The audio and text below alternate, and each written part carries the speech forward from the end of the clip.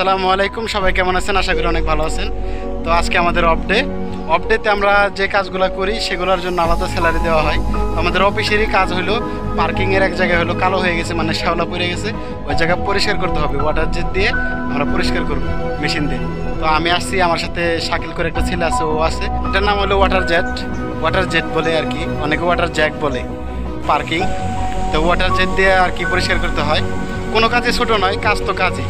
আর আমরা প্রবাসে আসছি কাজ করার জন্য, এখানে জমিদারি বা মানে এগুলোর কোনো সুযোগই নাই। তো সেক্ষেত্রে আমি এখানে কাজ করব। আজকে আমাদের এই অফিসেরই অফডে পরিষ্কার করব ওই পাশে। তো আপনাদের দেখানোর চেষ্টা করব যে ওয়াটার জেটে আসলে এই মেশিনগুলো আমাদের বাংলাদেশে অনেক আছে।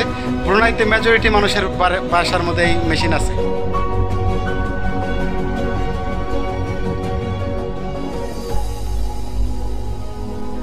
একটা প্রবাদ বাক্য আছে যে পরিশ্রম সৌভাগ্যের প্রসূতি।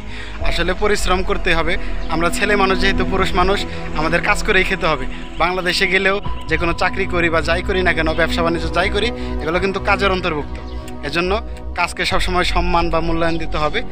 আর আপনারা আমাদের জন্য সবসময় দোয়া করবেন যাতে সুস্থ থাকি। আপনারাও যাতে সুস্থ থাকেন, আপনাদের জন্য আমরা দোয়া করি। সবাই ভালো থাকবেন। আল্লাহ হাফিজ।